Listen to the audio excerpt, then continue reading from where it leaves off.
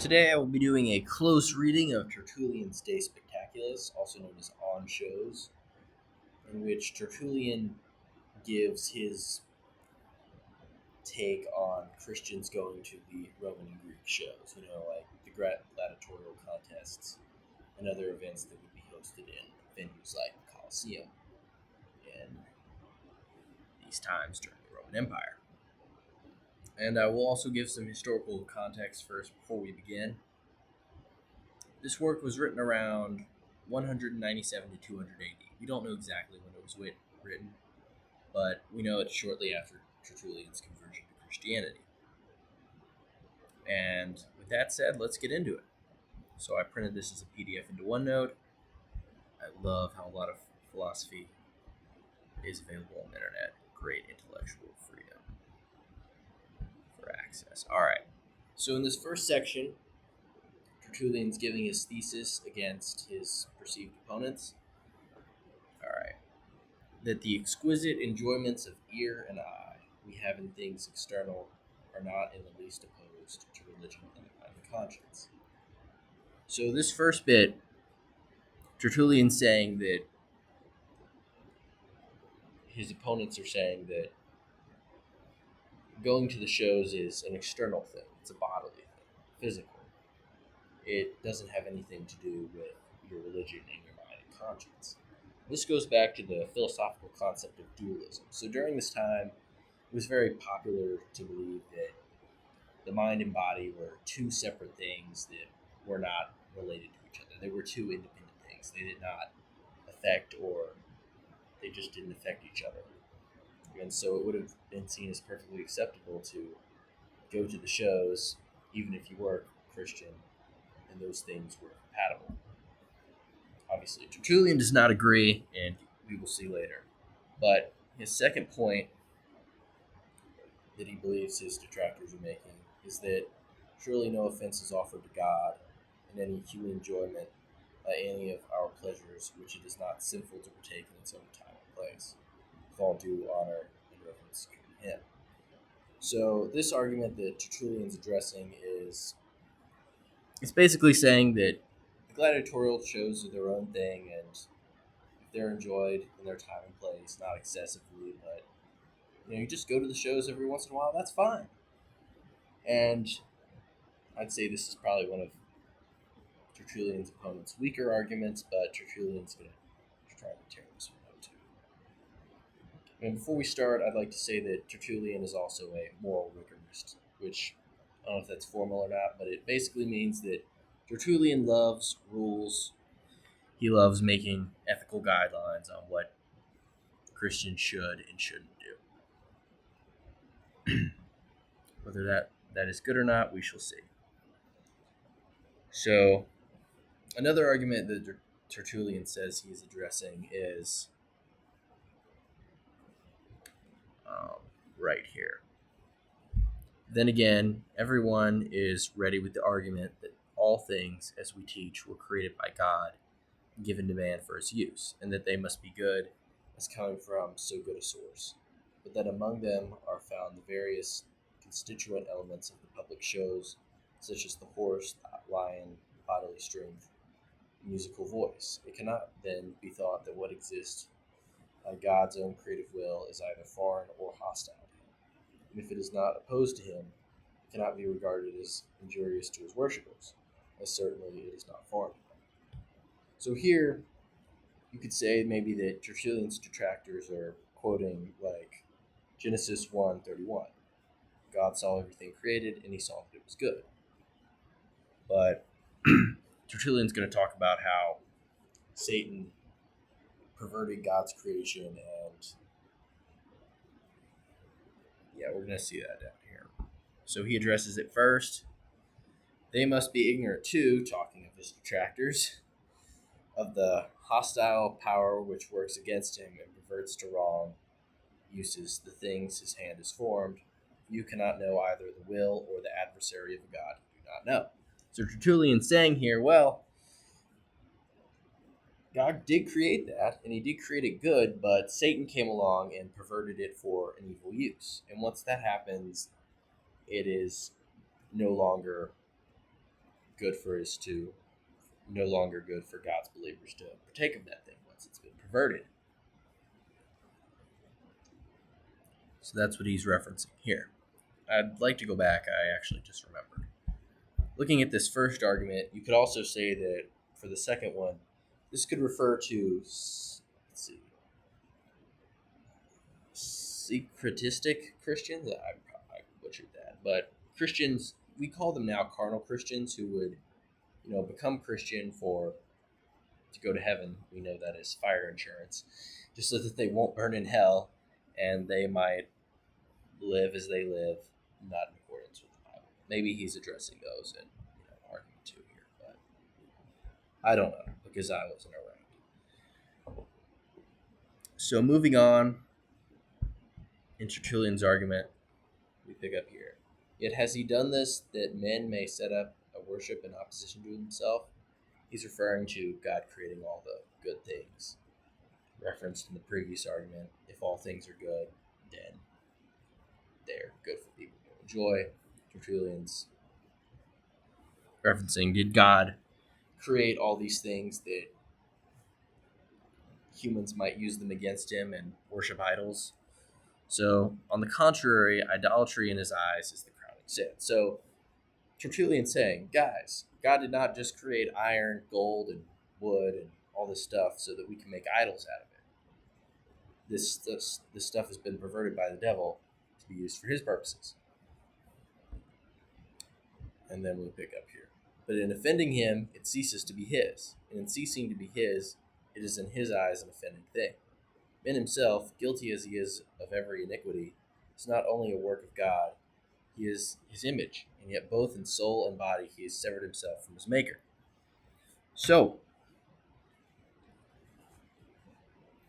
looking at this, Tertullian's basically saying, once something's been perverted or used wrongly by Satan, then it ceases to be God's in ownership, and it becomes an offending thing. And I like how Tertullian references man's separation from God with sin,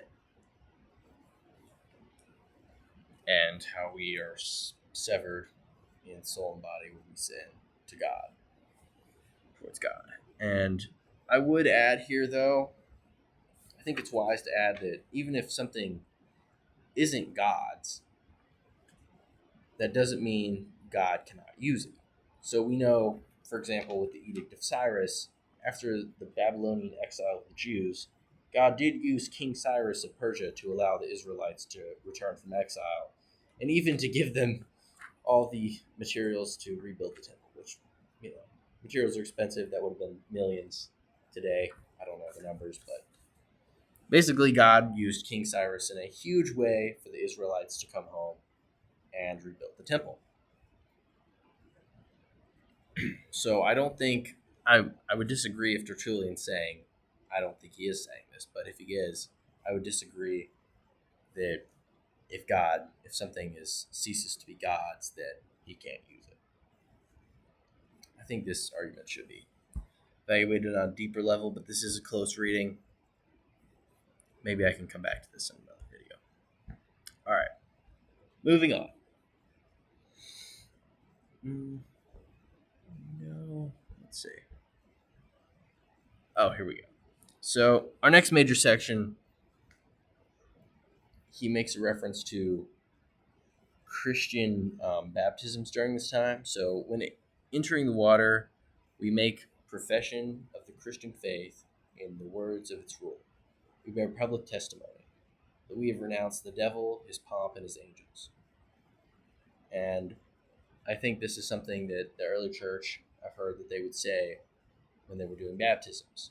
Just before you would get in the water, they would ask you to renounce the devil, his pomp, and his angels, and that you might be dilated from every unclean and wicked spirit. That's something they would do back in the day.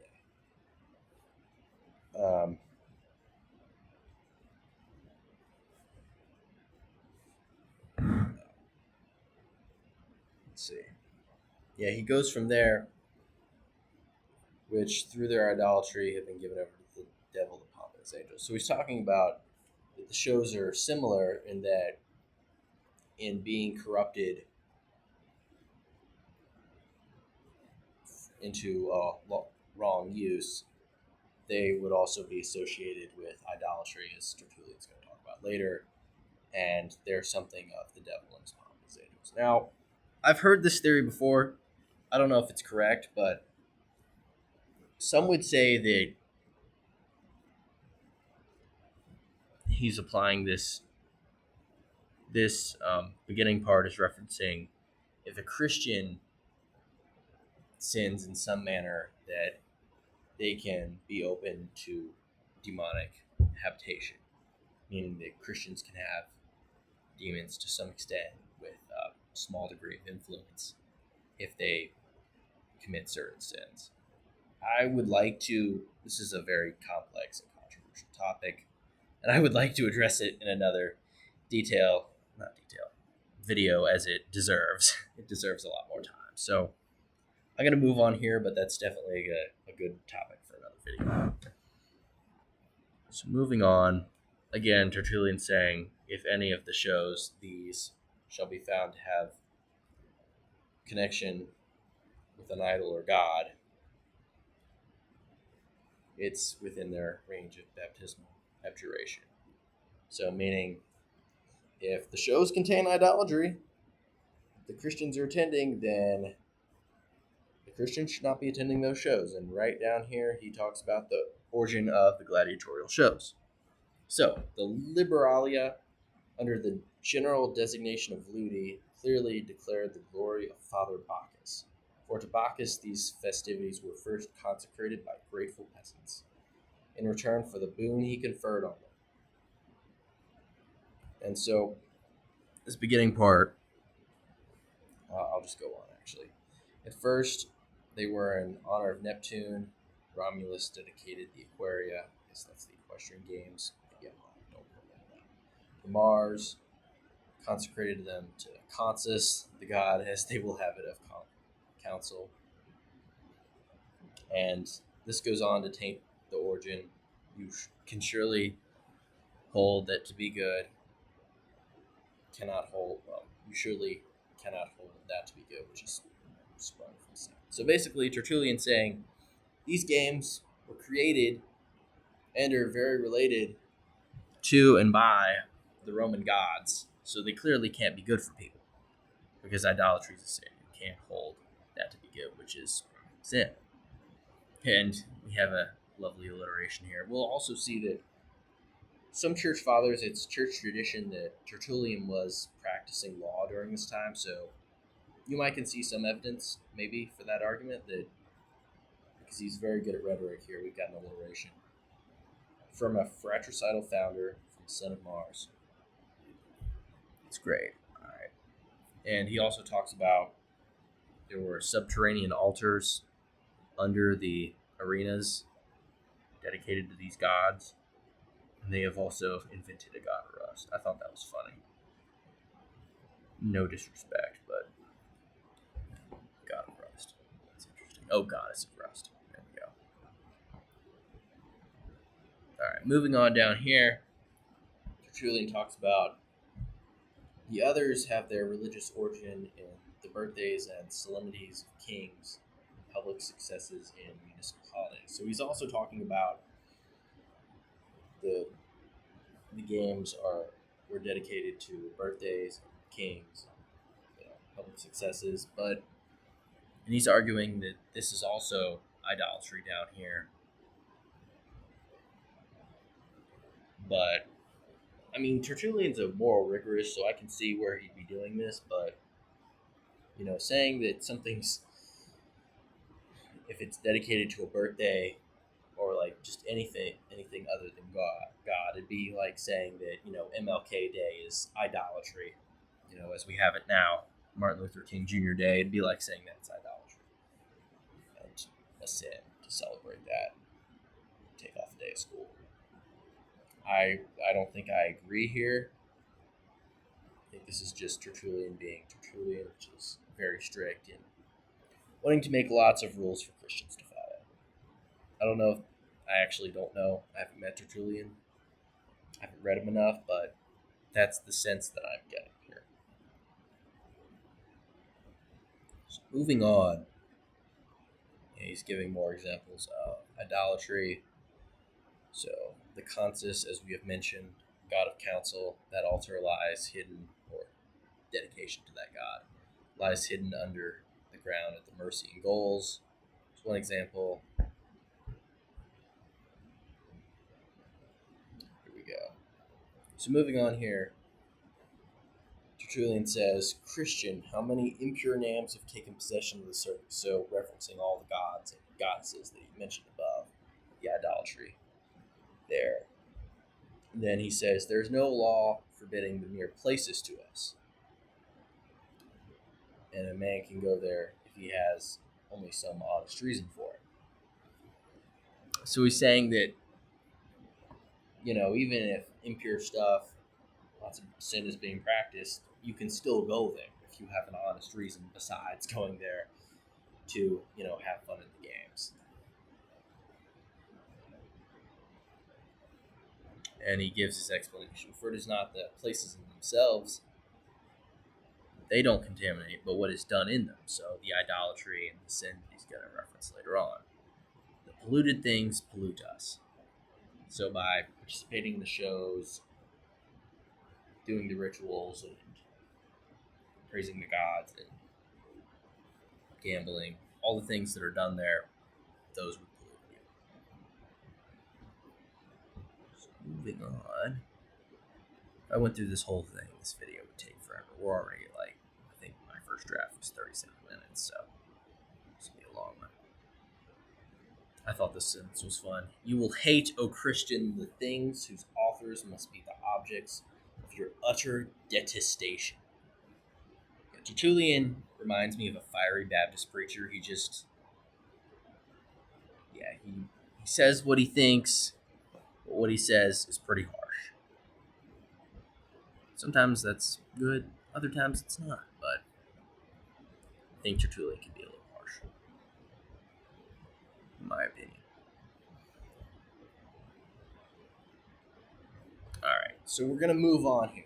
Tertullian says, we have, I think, faithfully carried out our plan of showing in how many different ways the sin of idolatry clings to the shows in respect of their origins, their titles, their equipments, their places of celebration, their arts, and we may hold it as a thing beyond all doubt that for us who have twice renounced all idols, we are utterly unsuitable.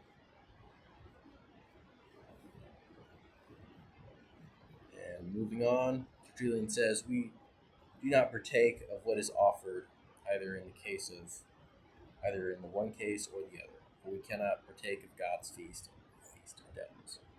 So you can't sacrifice your food and have it consecrated to the gods, and I guess the Christian would be taking communion. You can't serve God and serve Satan at the same time. It's the reference to the idea in the Bible that you can't serve two masters. It's somewhere in the New Testament. And I should know what it is. Alright. So, moving on. Having sufficiently established the charge of idolatry, which alone ought to be reason enough for our giving up the shows, let us now ex abundati, it's Latin right there, look at the subject in another way. We're going to move on. For as there is a lust of money, or rank, or eating, or impure enjoyment, or glory, so there is also a lust of pleasure. So he's basically talking about all the bodily sins and physical carnalities that are done at the shows.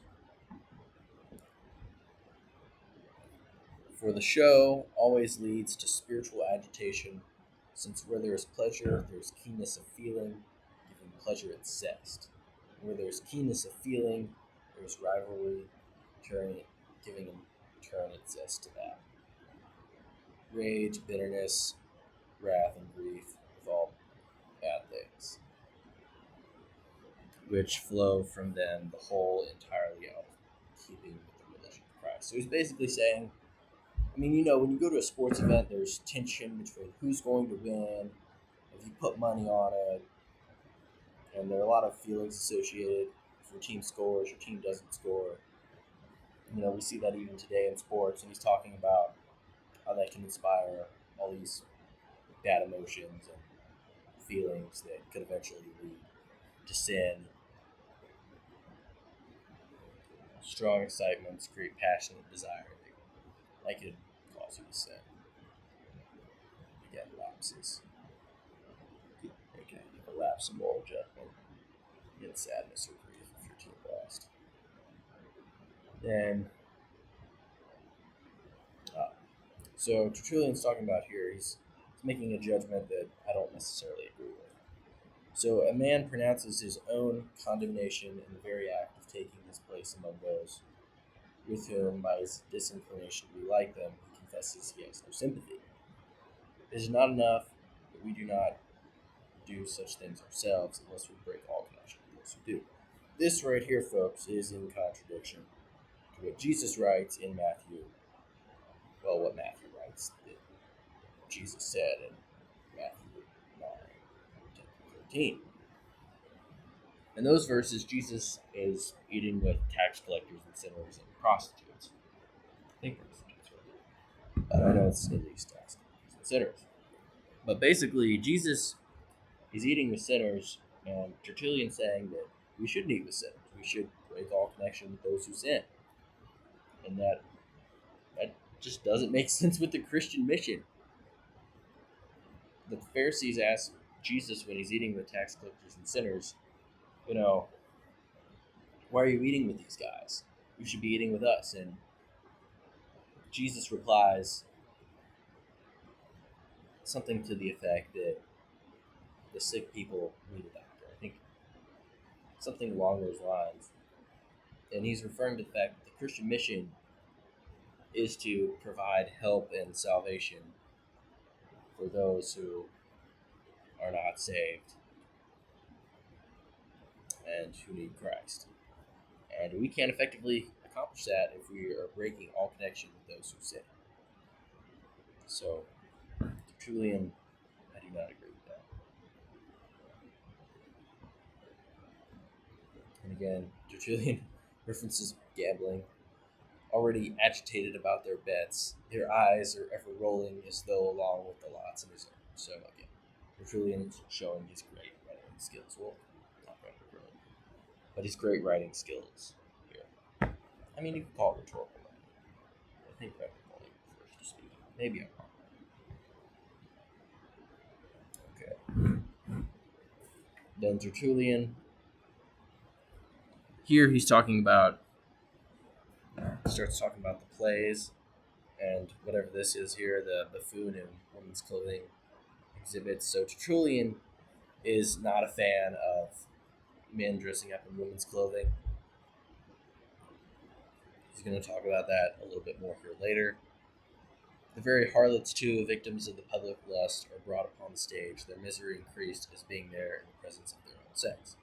So apparently the harlots or prostitutes were brought on the stage in front of everybody. Obviously, not a very Christ-like good thing to do. Tertullian saying that Christians should stay away from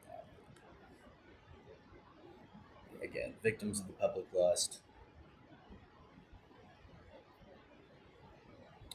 Okay. So going down here,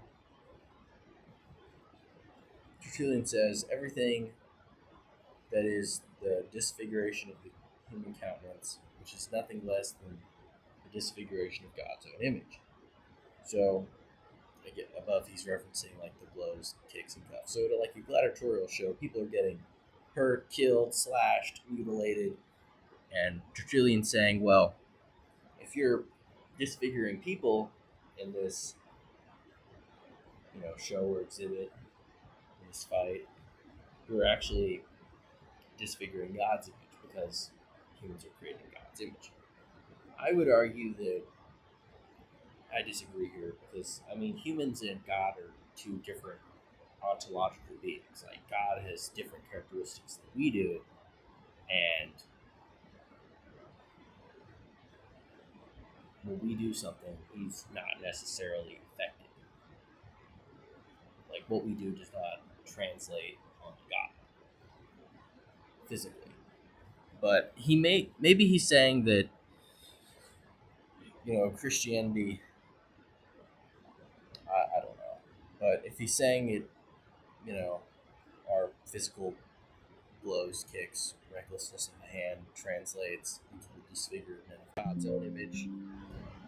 Maybe it's his physical image, or maybe how people see Christianity itself. I don't think that is. But if it's the physical disfigurement of God's image that it is argument, I don't think it works. It's probably not something else. Anyway, moving on. So Tertullian also says you will never find pleasure in injurious or useless exhibitions of strength. And I mean, Tertullian may be making an argument. Maybe you could say that all sports are they just a waste of time. Maybe that's what Tertullian's arguing. If so, I definitely disagree. As a member of the cross country team, it's helping me stay fit and find community. Maybe I would. If Tertullian would say more here, oh, actually, he does. He talks about foolish leapings. Yeah. So Tertullian's being again a moral rigorist. He's like, you guys shouldn't do sports and shows at all. I definitely disagree with that. He even addresses wrestling specifically, and the wrestlers are his devil's thing. Yeah, I would disagree with that. No, that does not follow.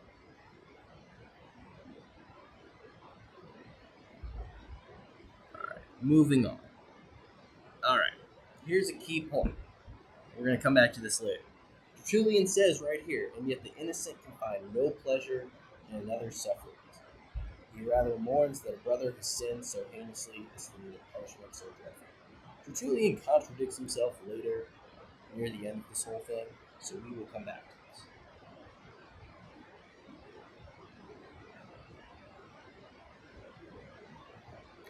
Moving on.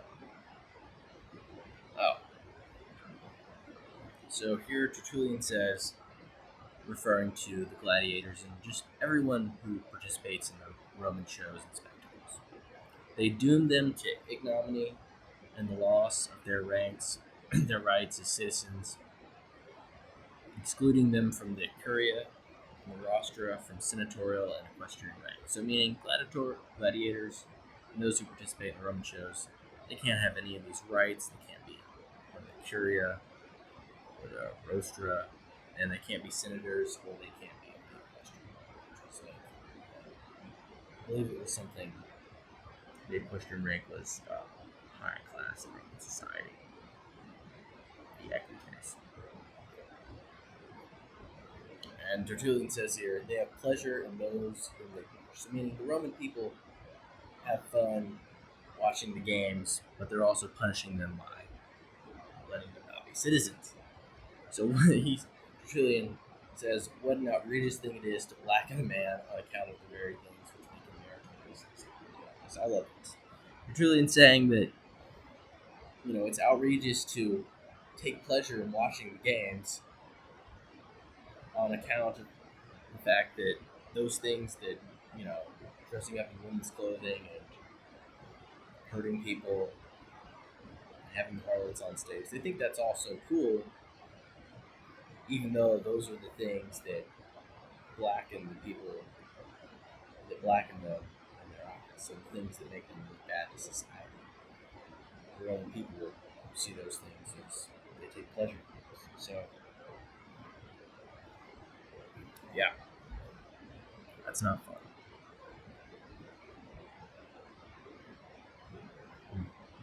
Moving on, so Tertullian, I think he's going back. He's attacking the theater aspect of the show. He says, of God that he regards as adultery all that is unreal.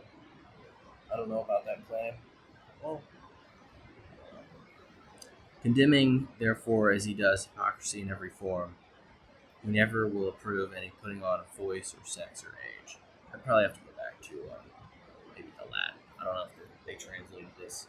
He translated it to adultery. Maybe it meant something more literal in Latin. So I can't get the formula here. I could do a Latin analysis, but I think we're just going to move on. Alright. So obviously he's not liking the theater aspect of people talking in different voices, men dressing up as women, and or like a young man pretending to be an older guy. And Tertullian says, in his laws it is declared that the man is cursed who retires himself. So I do believe that that's in the Old Testament. I forgot to include. I forgot what verse it is. I can include that in the subject line. Wherever it is where I can put notes or maybe in the comment section of this video. Because I know that verse is there. I just forgot where it is. Maybe it's like in Leviticus. I will. Alright. Okay. Oh, okay. This is fun. This is going back to our other thing with the baptism. So Tertullian's talking about why may not those who go into the temptations of the show become accessible also to evil spirits? And he says, we have the case of the woman, the Lord himself, his witness, who went to the theater and came back possessed. In the outcasting, quoting the unclean creature, the demon, is upbraided with having dared to attack a believer. This is what makes it controversial. Like, I think a lot of people, of course I can't speak for that, not a lot of people might say that, okay, an unbeliever, he goes into the shows, he does some stuff he shouldn't have done, he could be accessible, and he could be possessed, sure.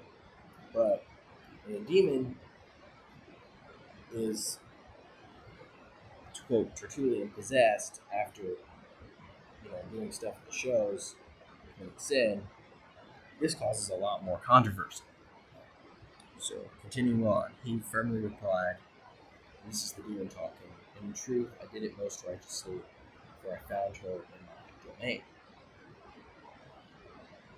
So the demon saying, well, actually, I can be here because the woman was in my domain. And there could be some interpretation on what it means to be in the demon's domain. I think maybe this passage is saying that, by going into the shows and committing sin, the sin is what separates the woman from God and brings her in the domain of Satan, or of this particular demon, so that he could go outside of her. And then he gives another example here, but he says, how many other undoubted proofs we have had in the case of persons who, by keeping company with the devil in the shows, have fallen from the Lord. Yeah, Tertullian, I think at this point, I'm not sure, but he could be using these tactics just to frighten people out of going to the shows at this point. Or maybe he has actual testimony of these things happening. I wasn't there, so I don't know. But this up here, evil spirits having access to believers, this is very controversial in the church today. Within, I think some individuals believe this within I know some do it within the charismatic, and maybe some in the Pentecostal community too. Yeah, I think a lot of Baptists and Presbyterians would disagree here, because I don't have a degree in church doctrine or anything, but this is generally considered very controversial in the church, that evil spirits can have access to believers. So moving on. So again, Tertullian says, we cannot sit down and fellowship with them, referring to sinners and unbelievers, as they can. So again, Tertullian's contradicting the fact that Jesus literally sat and ate dinner with sinners, tax collectors, had fellowship with them. So yeah, Tertullian's being well, at least he's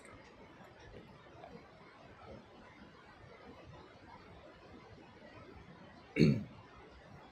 Okay, now here, Tertullian, this is the call to action portion of Tertullian's book here. So he's talking about, okay, so the shows he's obviously proved in his mind, those are bad. He's like, at this point, it's what should you do instead of going to the shows?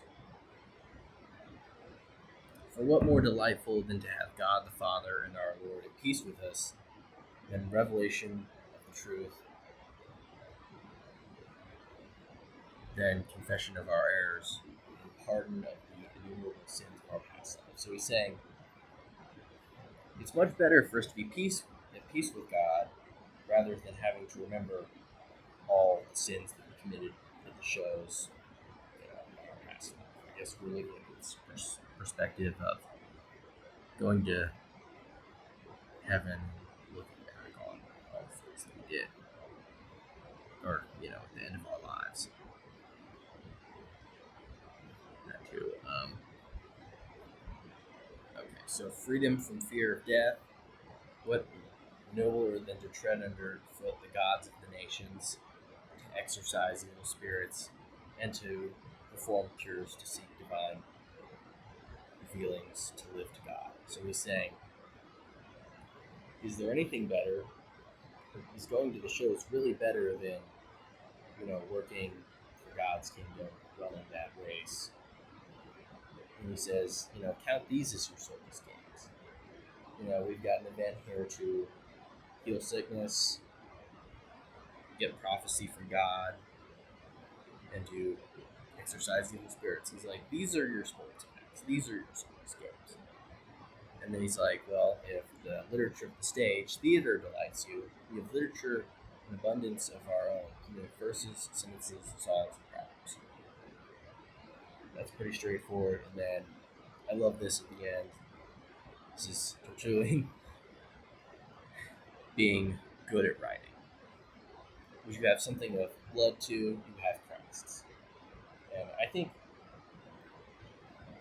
going off of this idea of blood and sports, I think I might do a video on blood sports later and how that interacts with Christianity. I've actually been asked to do that. So I feel like it'd be a good video to do. Blood sports and Christianity. Can you do them? Can you watch them? Is it good? I feel like it'd be a good thing. Alright. Moving on. So, what there excites my admiration, what my derision, which sight gives me joy, which rouses me to exultation.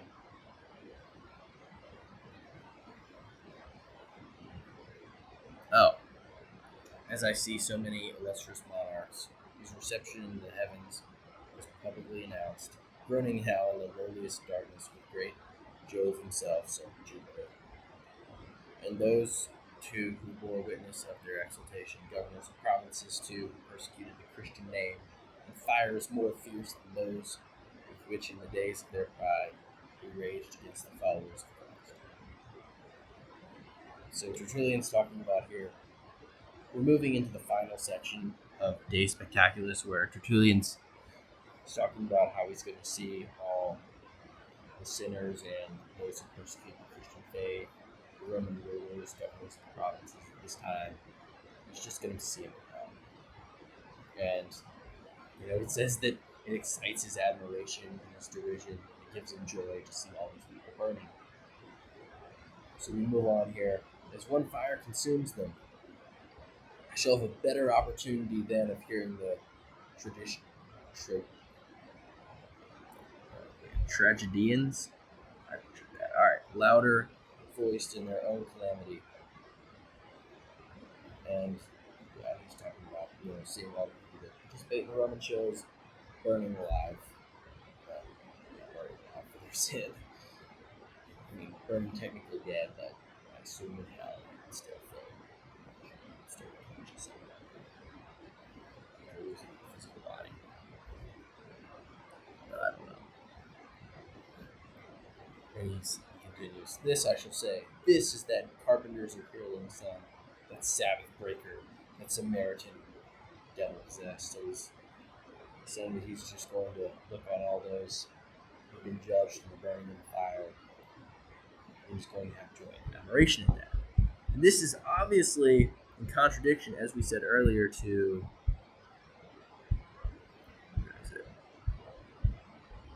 up here. He's like, the innocent can find no pleasure in another's sufferings. Well, obviously not, Tertullian, because down here, your closing portion is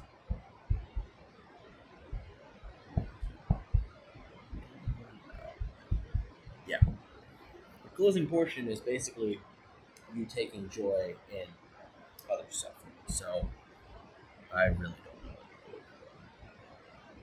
Okay.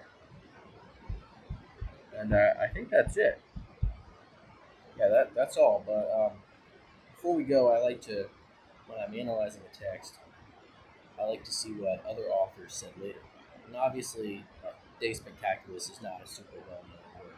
Tertullian wrote other works that would be more well-known, like his Apologeticus, where he talks about the Trinity. That's Tertullian's his insights on the Trinity, the concept of the Christian Trinity, God, Son, and Holy Spirit, are what he's most known for. I think that'll be another future video. Maybe I can do Apologeticus. I probably won't do it as in depth because I assume it's longer. I haven't read it, but this is not a very well-known work. Like, this is not Immanuel Kant's critique of purism just changes everything in the field. This is more like Tertullian giving his take on Christian's questions. But I did find Nietzsche does use this excerpt. He does use an excerpt from Tertullian to illustrate that Christianity is the slave morality in his essay, The Genealogy of Morality, which I had not read, but he does use an excerpt from De Spectaculis to show that the Christian slave morality, as he calls it, is in constant opposition to the master morality, the powerful people in society. So it's this mindset that Christians have a moral revenge towards those in power, senators, prayers, questors, wasters, etc. And he says that's embedded in Christian theology, and that Christians see spiritual justification in watching their earthly overlords burn in hell as a means of vengeance. So, again, Tertullian, I think, Nietzsche quotes parts of this entire passage here of Tertullian watching all the great figures in pagan society burn.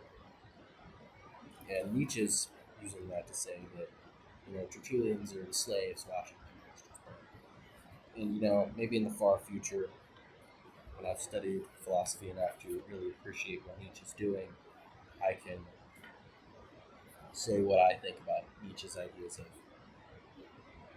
slave morality and master morality. But for now, I've done Tertullian's De Spectaculis. Thank you for watching this video. If you've made it to the end of all 44 minutes of this. So thank you. Like and subscribe. Leave a like, comment. Thank you.